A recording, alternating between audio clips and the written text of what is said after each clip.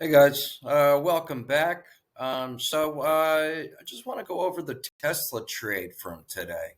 Our watch list level was 202. Let me just verify that. I'm going off the top of my head here. I just want to make sure. Yes. The watch list was sent out this morning, as usual, pre-market, and I said to watch out for calls over 202.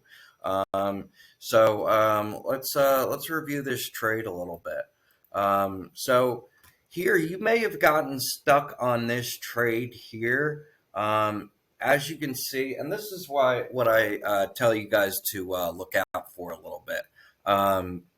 Is when we breach 202, but then we immediately start to come down. Okay, realistically, yes, I said 202, but we could have.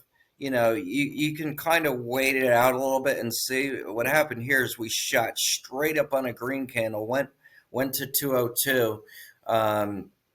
So had you waited just a few more seconds and not bought immediately, you would have seen that we were coming right back down on uh, just the very next candle, the very next seconds later. So hopefully you guys didn't get caught in that. If you did, no big deal. You stopped out and you made it all back as you got in on this second breach. So here's what I'm talking about. So here again we breached, but see how we didn't come right back down. So you would have entered on this candle, okay, and because we never closed um, uh, really back under 202, or at least 202 of any substance. Um, that's your entry there. So sure, you could have entered here if you had fast hands, and you would have pretty much immediately stopped out. But likely you probably didn't enter because you saw it within 10 seconds. It didn't hold. Um, Over here, you could see that it did hold over 202, and that's what we're looking for here. Um, this play ran well over 30%. I actually waited to call this out. That I alerted this at. I might have to go to the minute chart for this one. But Okay, 10:30. So where's 10:30? So yeah, so I didn't alert this until this candle here, our 10:30. So I didn't alert this till about 202, uh, what 60? Yeah, about 202.60 is where, and coincidentally, look, that's where we formed our support here for Tesla. Throughout the alert here. And obviously, we ran a little bit. The total play was over 30%. I took about 26% profit, somewhere like there. I just played it safe and got out somewhere around this candle. Let me look at my phone. Um, it's not showing me the time on here, the exact minute.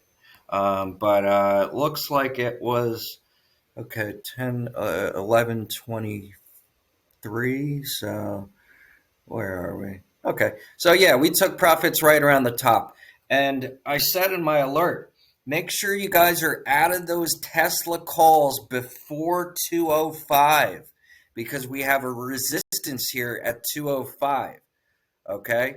Um, and you can see back here, if you trace them back to yesterday, 205 resistance. Okay. So we knew that was going to be a point of resistance, this area over here.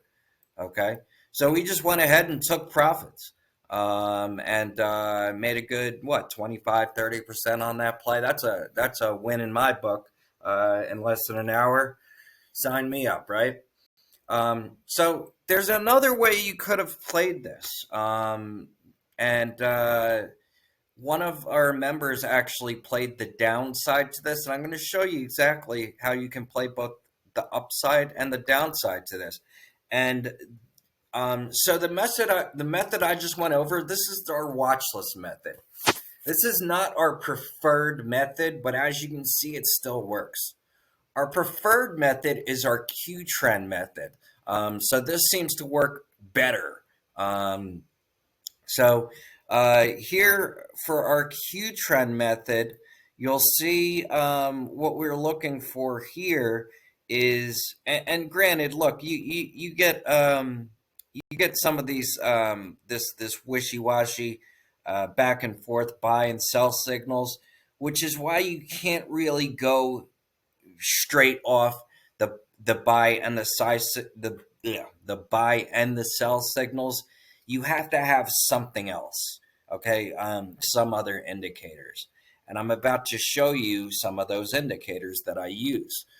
So other than support or resistance, which should be towards the top of your indicator, support, resistance, obviously this is just one support and resistance level here.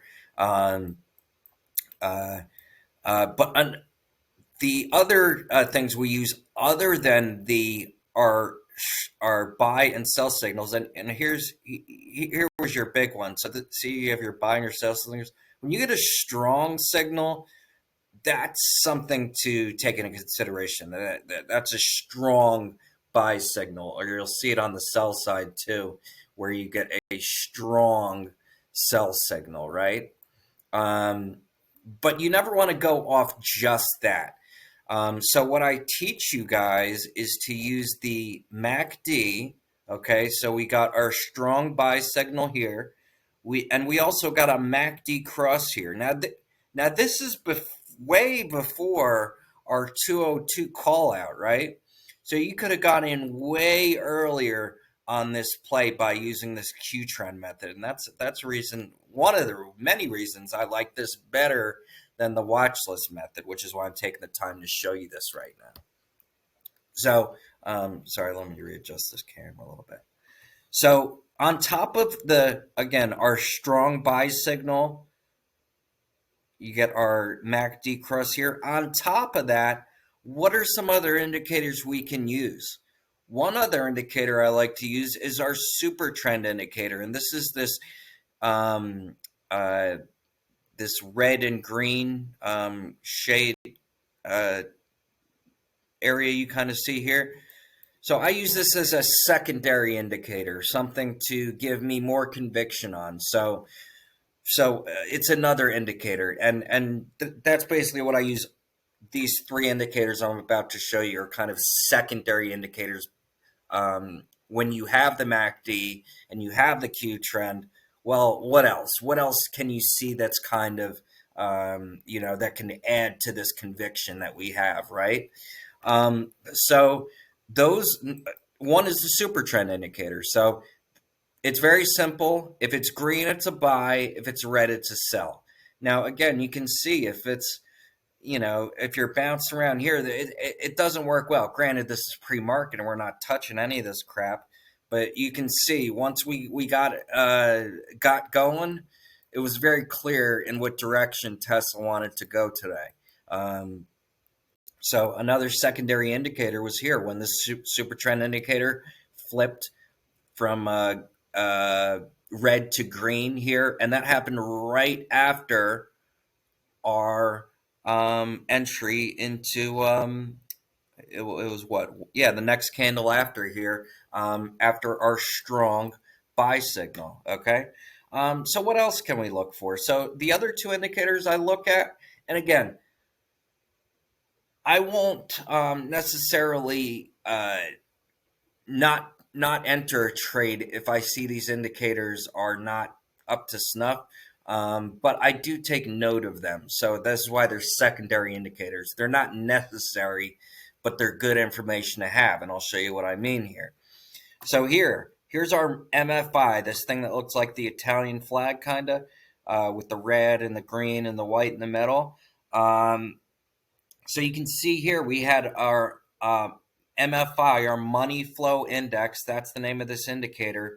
go from green or from go from extremes to it went all the way to the other extreme here, right? And I'll get to that in a second. But so when it's over here and it starts to come back up, that's a bullish indicator. Same with the RSI. Okay. So here again, look, we had our MACD cross here. All right. And look at the RSI. It starts to turn right here. Okay. And shortly after, again, shortly after this happens, that's when we get our strong buy signal and we get our MACD cross. And you can see how we're trending up here. We're heading back up. That's what you want to see. And that's exactly what happened. We got, so regardless of where you entered and looking a little bit closer here, yeah, okay.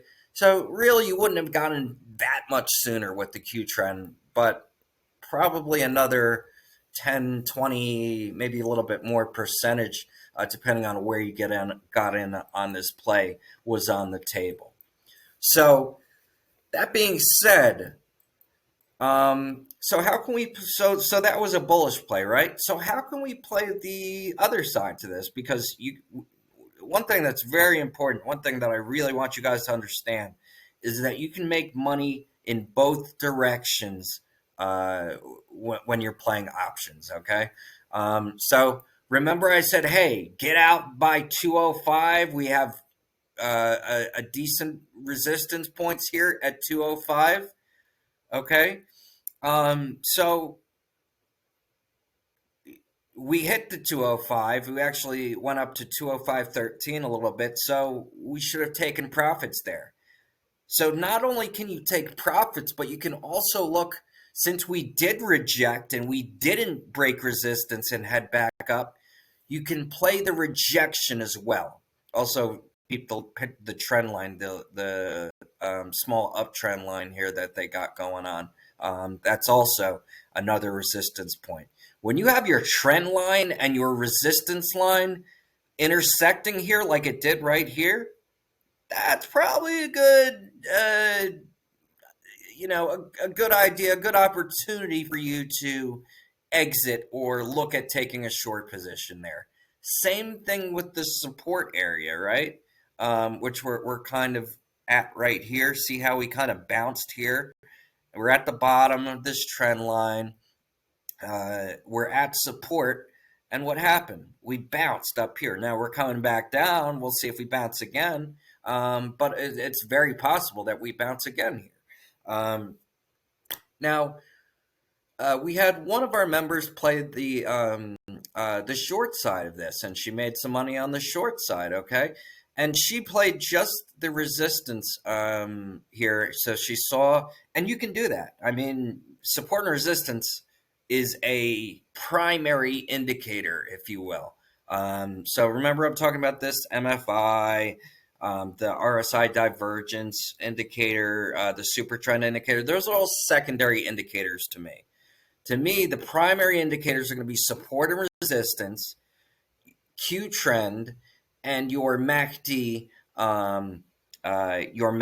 indicator, which is this one here, the one that goes from green to red on the oscillator here. So now that may vary from trader to trader. I'm not saying that that's exactly what every trader is going to have. Every trader is going to be different.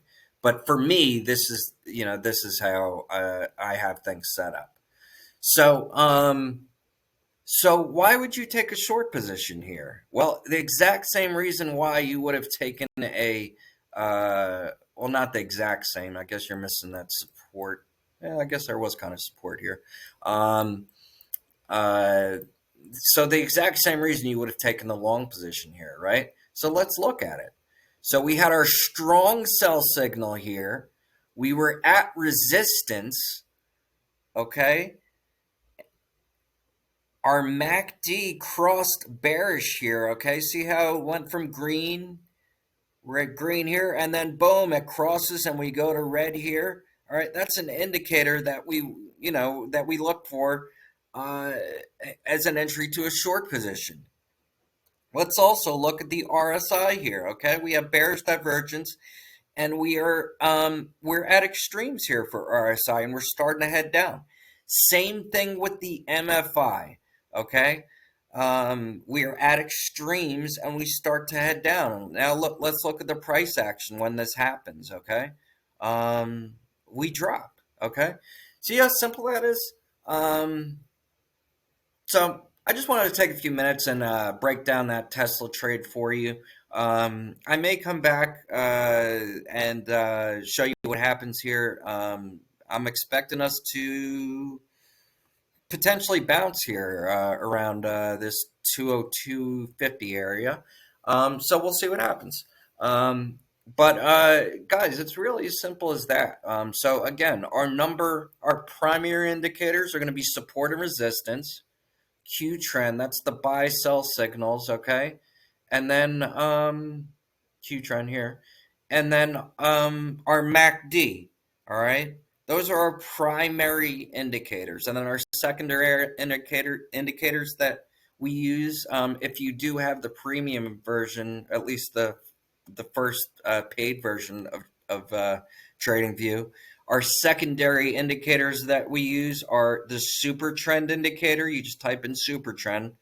And that's this green and red shaded type area here.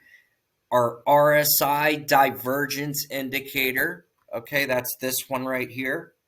And our MFI, or our money flow index here.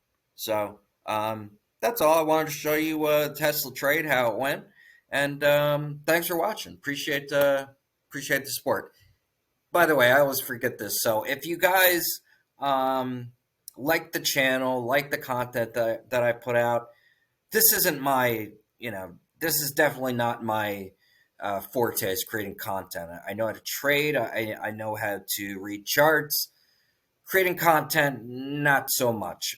So if you guys like and subscribe, it would really go a long way. So appreciate the support from you guys, and I'll catch you on the next one.